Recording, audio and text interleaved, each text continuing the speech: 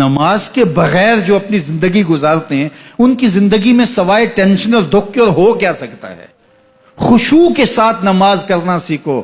نماز پڑھنے کے بعد آپ ہلکے پھلکے پاؤ گے اپنے آپ کو. رقت کے ساتھ اللہ کے حضور گڑ گڑاتے ہوئے سجدے کرو, اس کا اپنا سرور پاؤ گے. اللہ اکبر. لیکن ایک بندہ کہے کہ جناب میں نماز پڑھتا ہوں لیکن ایسی کیفیت تو پیدا نہیں ہوتی, تو شیطان اس کو کہتا ہے کیا فائدہ ایسی نماز پڑھنے کا.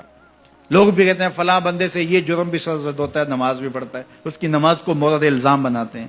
تو بندہ بھی کہتا ہے چھوڑے, نماز نے مجھے کیا فائدہ دیا. لیکن کہا نہیں, نماز نہیں چھوڑنی. پہلے فرمایا نماز میں خشوع کرتے ہیں, یہاں فرمایا نماز کی محافظت کرتے ہیں. اگر کسی وجہ سے خشوع پیدا نہیں ہوتا چھوڑتے پھر بھی نہیں ہے.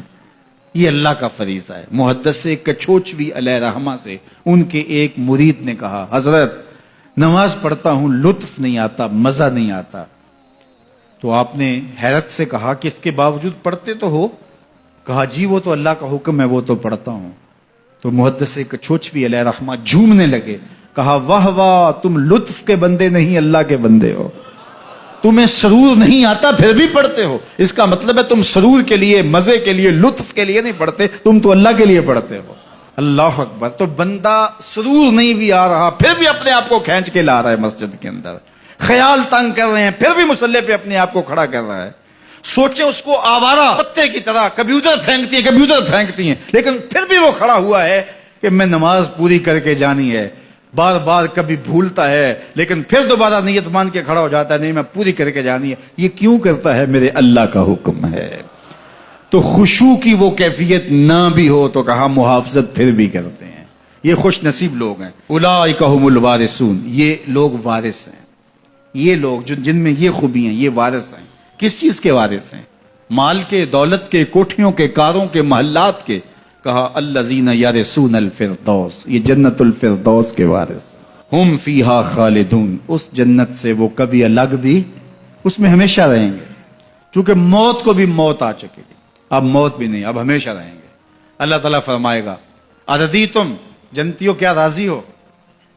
اہل جنت کیا تم راضی ہو؟ تو وہ کہیں گے ہمیں کیا ہوا کہ ہم راضی نہ ہوں, ہمیں تو وہ ملا جس کا ہمیں تصور بھی نہیں تھا. ہمیں جنت مل گئی, محلات و قصور مل گئے. جو سب سے آخر میں جنت میں جائے گا, سب سے آخر میں, جس کو ہماری پنجابی میں پھاڑا کہتے ہیں, سب سے آخر میں, اس کو جنت میں کتنی جگہ ملے گی؟ جو بندہ سب سے آخر میں آتا اس کو دھوپ میں جگہ ملتی ہے, جو اس سے تھوڑا سا پہلے آگا اس کو برآمدے میں ملی, جو اس سے پہلے آیا اس کو اندر جگہ ملی. ایسے ہی ہوتا ہے. تو جو سب سے آخر میں جائے گا جنت میں تو وہ سب سے بڑا گنہگار ہوگا, اور جہنم کے رگڑے سہ سہ کے وہ جہنم سے نکلے گا سب سے آخر میں. بخاری شریف میں تذکرہ موجود ہے. اللہ کے حضور حاضر ہوگا اور اللہ اس بندے کو کہے گا بتا کیا چاہیے. وہ کہے گا مالک مجھے یہ چاہیے. اللہ فرمائے گا لکا ما تمنیت, جو تو نے آرزو کی جات سب کچھ میں نے تیری جھولی میں ڈال دیا. اب جنت میں چلا جائے گا. اب اس کو تو یہ ہوگا سایہ دیوار میں جگہ مل جائے تو غنیمت ہے. جنت کے کسی درخت کے نیچے جھونپڑا لگا لوں تو کافی ہے. چلو کوئی 2 مرلے کا 3 مرلے کا کٹھیا بھی مل جائے تو کافی ہے. اس کے لیے تو اتنا ہی کافی کہ جہنم سے نکل گیا. لیکن اس کو کہا جائے گا جا جنت میں چلا جا, اور تیرے لیے جنت میں دنیا سے 10 گنا جگہ ہے. دنیا سے, بخاری کی روایت, 10 گنا جگہ. یہ 7 بر اعظم پہ پھیلا ہوا جہاں, اور اس کو 10 سے ضرب دے, اتنی جگہ اس کی ہے جو سب سے آخر میں جائے گا. جب اللہ یہ فرمائے گا تو وہ کہے گا اتسخر وانت الملک, میرے رب تو مجھے رب ہو کے مذاق کر رہا ہے, مالک ہو کے مجھ سے مذاق کر رہا ہے, بادشاہ ہو کے مجھ سے مذاق کر رہا ہے. اس کو لگے گا ہی نہیں کہ مجھ کو, میں ساری زندگی پاپ کرنے والا لیکن ایمان کا چراغاں تو اندر تھا.